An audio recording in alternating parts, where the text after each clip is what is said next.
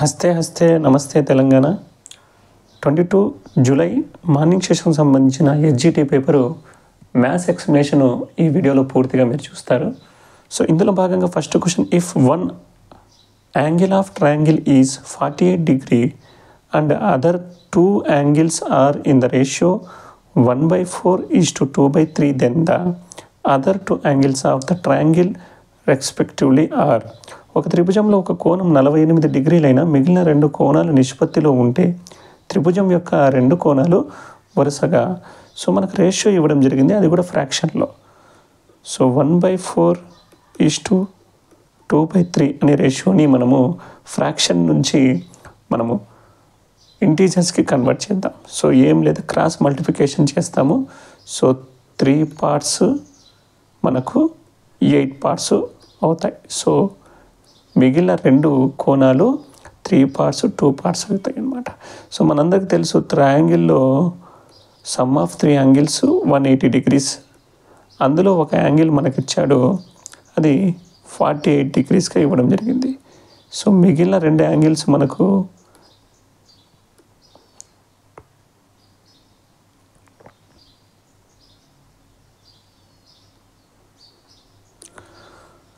మిగిలిన 2 angles మనకు 132 అవుతాయి అన్నమాట. సో ఈ 132ని మనము ఈ 11 parts 3 parts ప్లస్ 8 partsకి 11 partsకి ఈక్వల్గా పంచాలి. సో 1 part మనకు 11 1s are 11, 11 2s are 12. 1 part 12 అయితే సో 3 parts వాల్యూ 36 అవుతుంది, అనదర్ పార్ట్ వాల్యూ 96 అవుతుంది. సో ఆప్షన్ 2 అనేది మన ఆన్సర్ కరెక్ట్ అవుతుంది. ఇలాంటి వీడియోలు మీ దాకా వచ్చిన వెంటనే షేర్ చేసి సపోర్ట్ చేస్తే ఈ సమాచారాన్ని మరింత మందికి అందించిన వాళ్ళు అవుతారు. సో తర్వాత క్వశ్చన్ చూద్దాం. The product of the two fraction is 8 if one of them is 4 1/2 రావాలి ఇక్కడ. So the other fraction is, so 4 1/2 ఇంకొక ఫ్రాక్షన్ మనకు తెలియదు కాబట్టి ఎక్స్ అనుకుందాము. ది ప్రొడక్ట్ మనకు 8గా ఇవ్వడం జరిగింది. సో దీన్ని మిక్స్డ్ ఫ్రాక్షన్లో ఉన్న దీన్ని మనము ఇంప్రాపర్ ఫ్రాక్షన్లోకి కన్వర్ట్ చేద్దాం. So 4 2s are 8 plus 1 9, 9/2 into X is equal to 8. ఎక్స్కి మనము ఇటువైపు పంపించేస్తే సో 2/9 అవుతుంది, 16/9 అవుతుంది. సో మనందరికి తెలుసు ఇది ఇంప్రాపర్ ఫ్రాక్షన్ని ఆప్షన్లు ఏమో మనకు మిక్స్డ్ ఫ్రాక్షన్లో ఇవ్వడం జరిగింది. సో 9 1 ఈజ్ 9, మనకు ఎంత మిగులుతుంది, ఇంకా 7 మిగులుతుంది. సో రిమైండర్ 9గా వచ్చేస్తుంది మనకు. సో 7 మిగిలింది. 1 7/9 అనేది ఫస్ట్ ఆప్షన్లో ఉంది కాబట్టి ఇది కరెక్ట్ ఆన్సర్ అవుతుంది. కింది వాటిలో ఏది సహజ సంఖ్య యొక్క వర్గము కాదు అంటున్నారు. సో ప్రతిదీ మనం చెక్ చేయాలి, ఇది ఒక లెంతీ ప్రాసెస్గా ఉంటుంది. 1936ని మనం చూద్దాం. సో 1936లో సో స్క్వేర్ కనుక్కునేటువంటి ఈజియెస్ట్ వే. సో 19 ఈ 2 digits ఈ 2 digits మనం తీసుకుంటాం. 19కి నియర్ బైగా ఉన్నటువంటి స్క్వేరు 4 స్క్వేర్లో 16 వస్తుంది. 4 4s are 16. సబ్ట్రాక్షన్ చేస్తే మనకు 3 మిగులుతుంది. తర్వాత ఈ 2 digits మనం తీసుకుంటే 336 అవుతుంది. ఈ 4ని డబుల్ చేస్తే 8 అవుతుంది. సో ఈ 4ని డబుల్ చేసినప్పుడు 8 అవుతుంది. మనకు ఇక్కడ ఒక డిజిట్, ఇక్కడ ఒక డిజిట్, సేమ్ డిజిట్ని మనం ఉంచాలి. ఆ డిజిట్ యూనిట్ ప్లేస్లో 6 రావాలి. యూనిట్ ప్లేస్లో మనం 6 రావాలంటే కనుక 4 4s are పెట్టినప్పుడే మనకు 6 వస్తుంది. సో 84 4s are చూస్తే మనకు 336 అవుతుంది. సో ఈ 44 అనేది మనకు పర్ఫెక్ట్ స్క్వేర్. ఇది 44 స్క్వేర్ యొక్క పర్ఫెక్ట్ స్క్వేర్ అవుతుంది. తర్వాత నెంబర్ చెక్ చేద్దాం.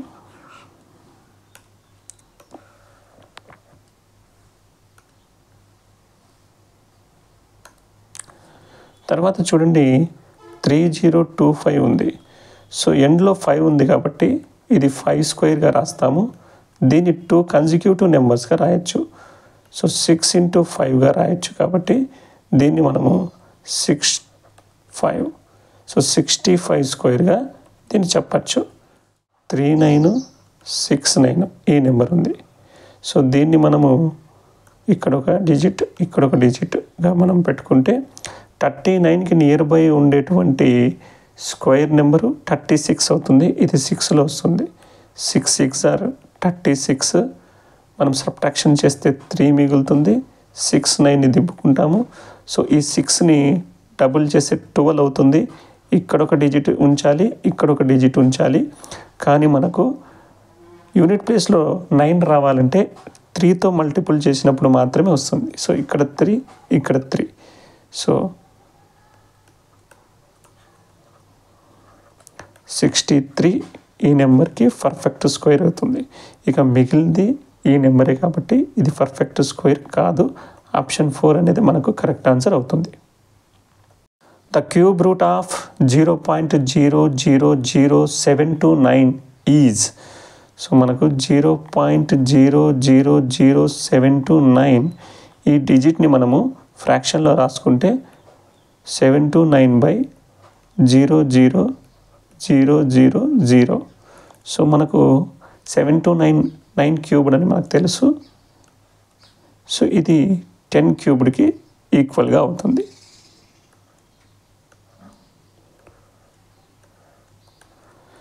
దీన్ని మనము క్యూబ్ రూట్ ఆఫ్ చేస్తే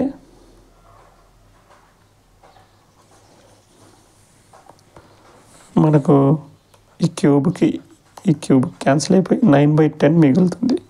సో 9/10 నథింగ్ బట్ 0.9 కాబట్టి ఆప్షన్ 1 కరెక్ట్ ఆన్సర్ అవుతుంది. ద కామన్ ఫ్యాక్టర్ ఆఫ్ ఈ నెంబర్లో మనం రాసుకుంటాం 24x³ y⁴z 48x² 2y³ z³ 72x⁴ y² z⁴.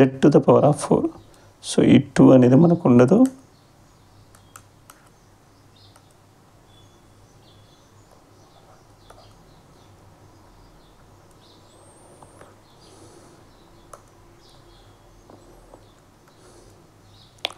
So XYZలో మనకు ఏ పవర్ అయితే తక్కువగా ఉంటుందో అది కామన్ అవుతుంది. సో మనకు x² తర్వాత y² తర్వాత z. సో ఈ x² y² z ఉండేటువంటివి 2 డిజిట్స్ ఉన్నాయి. 24లో ఉంది, 144లో కూడా ఉంది. కానీ ఈ 24 అనేది దీనికి మల్టిప్లికేషన్లో వచ్చేస్తుంది. సో 24x² y² z అనేది కామన్ ఫ్యాక్టర్ అవుతుంది. సో 8000 ఒక ఫోన్ వాల్యూ, 8000 ఉండేటువంటి ఒక ఫోన్ వాల్యూ ఫస్ట్ ఇయర్ 4% పెరుగుతుంది. సో 104 పార్ట్స్ అవుతాయి. 100 పార్ట్స్ 104 పార్ట్స్ అవుతాయి. తర్వాత ఇయర్ 105 పార్ట్స్ అవుతాయి. 100 మీద 5% పెరిగింది కాబట్టి. సో 100 పార్ట్స్ 108 పార్ట్స్ అవుతాయి థర్డ్ ఇయర్లో. వీటన్నిటిని మనము క్యాలిక్యులేషన్ చేస్తే కనుక మనకు సో ఈ 00కి ఈ 00కి ఈ 0కి ఈ 0కి క్యాన్సిల్ అయిపోతుంది. మనకు వీటన్నిటిని క్యాలిక్యులేషన్ చేస్తే 8434.48గా ఆన్సర్ వస్తుంది. ఇది ఆప్షన్ 4లో ఉంది కాబట్టి ఆప్షన్ 4 కరెక్ట్ ఆన్సర్ అవుతుంది. ఒక దీర్ఘచతురస్రం యొక్క భుజాలు 11:5 నిష్పత్తిలో ఉన్నాయి. దీర్ఘచతురస్రం యొక్క చుట్టుకొలత 160 సెంటీమీటర్ అయితే దీర్ఘచతురస్రం యొక్క వైశాల్యం ఎంత అన్నారు. సో మనకి ఇచ్చినటువంటి భుజాల రేషియోని మనము పార్ట్స్గా తీసుకుందాం. సో 11 పార్ట్స్ 5 పార్ట్స్గా ఉన్నాయి. అవును కదండి. మరి వీటికి చుట్టుకొలతకి మనకు 2 × L + B అని తెలుసు perimeter. So 11 parts plus 5 parts మనకు 32 పార్ట్స్ అవుతాయి. ఈ 32 పార్ట్స్ మనకు ప్రాబ్లంలో 160గా ఇవ్వడం జరిగింది. సో 1 పార్ట్ మనకు 5 అవుతుంది. 1 పార్ట్ 5 అయితే 11 పార్ట్స్ 55 అవుతాయి. మరి 5 పార్ట్స్ 25 అవుతాయి. సో మనకు భుజాల కొలతలు వచ్చేసాయి. ఇవి 55, ఇది 25. ఇప్పుడు మనకు ఏరియా కనుక్కోవాలి. ఎల్ ఇంటూ బి చేస్తే వస్తుంది. సో 55 ఇంటూ 25 చేస్తే మనకు దాదాపుగా 1325 వస్తుంది. సో ఇది ఆప్షన్ 2లో ఉంది కాబట్టి ఆప్షన్ 2లో ఇక్కడ స్క్వేర్ అనేది ఉండాలి. 4a square minus 3b square, ఇది a plus b whole square, a minus b whole square రూపంలో ఉంది కాబట్టి వీటిని క్యాలిక్యులేషన్ చేద్దాం. సో ఫస్ట్ ఏ స్క్వేర్ అంటే 4a whole square minus 2ab, ఇక్కడ 2 ఇంటూ 4a ఇంటూ b అంటే 3b కాబట్టి 3b plus b square, b square అంటే 3b. సో 9b స్క్వేర్ అవుతుంది.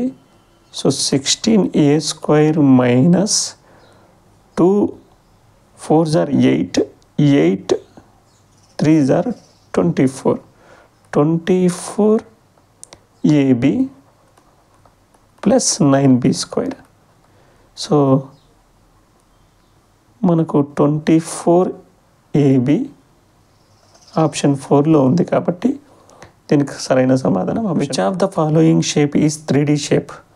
పెంటాగాన్ అంటే పంచభుజి, రెక్టాంగిల్ అంటే దీర్ఘచతురస్రం, సర్కిల్ వృత్తం, కానీ పిరమిడ్ అనేది 3D ఆకారము. సో ఆప్షన్ 4 కరెక్ట్ అవుతుంది. ఒక 3D వస్తువుకు 12 శీర్షాలు 20 ముఖాలు ఉంటే ఆ వస్తువుకు గల అంచుల సంఖ్య. సో దీనికి ఒక ఫార్ములా ఉంది. v minus E plus F is equal to 2గా ఇచ్చాడు. v అంటే ఇక్కడ వర్టిసెస్, ఈ అంటే ఎడ్జెస్, ఎఫ్ అంటే ఫేసెస్. వీటిని మనం ఇందులో సబ్స్టిట్యూట్ చేస్తాం. సో ఫేసెస్ మనకు 20గా ఇవ్వడం జరిగింది, అంచులు కనుక్కోవాలి. వర్టిసెస్ మనకు 12గా ఇవ్వడం జరిగింది. So that is equal to 2.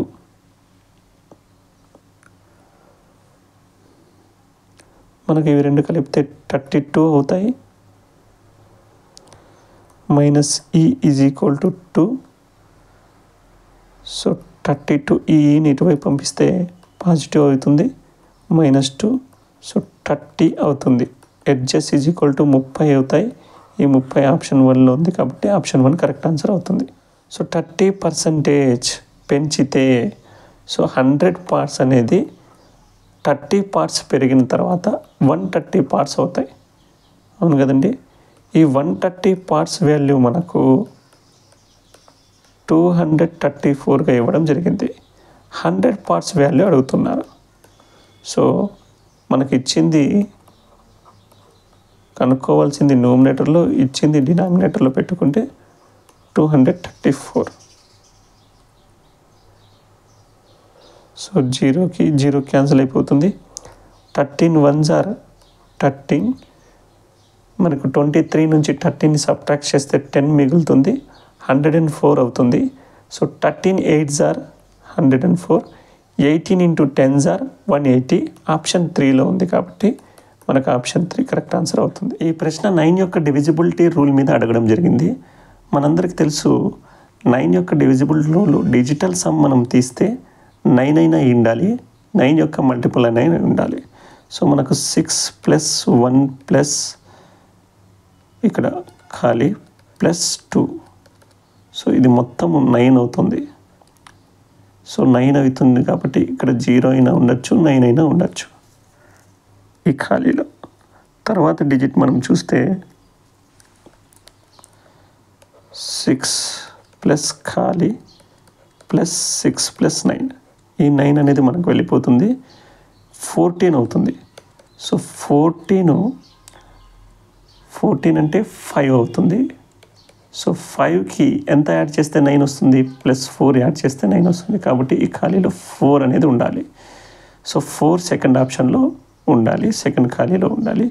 తర్వాత 1 2 7 ఖాళీ. సో ఈ 2 యాడ్ చేస్తే 9 అవుతుంది. మనకు 1 మిగిలింది. 1కి ఎంత యాడ్ చేస్తే 9 వస్తుంది? 8 యాడ్ చేస్తే 9 వస్తుంది. సో థర్డ్ దాంట్లో 8 అనేది రావాలి. సో 8 4 కానీ 0 అయినా ఉండొచ్చు, 9 అయినా ఉండొచ్చు. మరి 0 కూడా ఉంది ఆప్షన్లో. ఈ ఆప్షన్లో 8 లేదు. సో ఫస్ట్ ఆప్షన్ అనేది మనకు కరెక్ట్ అవుతుంది. ఆప్షన్ 1 కరెక్ట్ అవుతుంది. సో బార్ ఇవ్వడం జరిగింది. So 0.63 bar. సో ఈ హోల్ నెంబర్ని రాస్తాం మనము. బార్లో 2 డిజిట్స్ ఉన్నాయి కాబట్టి 2 9s రాస్తాము. దీన్ని క్యాన్సిలైజేషన్ చేస్తే కనుక మనకు 21 33. సో 7 3తో వెళ్తుంది. 3 7s are 3 11s are. So option 2. An acute angle of an obtuse angled isosceles triangle. అధిక కోణ సమద్విబాహు త్రిభుజం యొక్క అల్పకోణము 30 డిగ్రీలు అయితే, సో మనకు అల్పకోణము అందులోనూ సమద్విబాహు త్రిభుజం అంటున్నాడు. సో ఒక కోణం 30 డిగ్రీలు అయితే మరొక కోణం కూడా 30 డిగ్రీలు అవుతుంది. సో ఈ 2 కోణాలు కలిపితే 60 డిగ్రీస్ అవుతాయి. అధిక కోణం యొక్క విలువ ఎంత అని అడుగుతున్నారు. త్రిభుజంలోని 3 కోణాల విలువ 180 డిగ్రీస్. అందులో 2 కోణాలు ఆల్రెడీ ఇవ్వడం జరిగింది. సో 140. ఆప్షన్ 4 అనేది కరెక్ట్ ఆన్సర్ అవుతుంది. 4 అంకెల కనిష్ట పరిపూర్ణ వర్గ సంఖ్య. సో 1024. సో 5 యొక్క మొదటి 5 2 అంకెల గుణిజాల సంఖ్య. సో మొదటి 2 అంకెలు 10 15 20 25 30. సో వీటి సగటు అడుగుతున్నారు. సో మధ్యలో వచ్చే 20నే యావరేజ్ అవుతుంది. ఇలా కన్సిక్యూటివ్ నెంబర్స్ ఇచ్చినప్పుడు మనకు ఏ అయితే మిడిల్ నెంబర్లో ఉంటుందో అదే యావరేజ్ అవుతుంది. సో మిడిల్ నెంబర్లో ఆప్షన్ 2 20లో ఉంది కాబట్టి ఇది కరెక్ట్.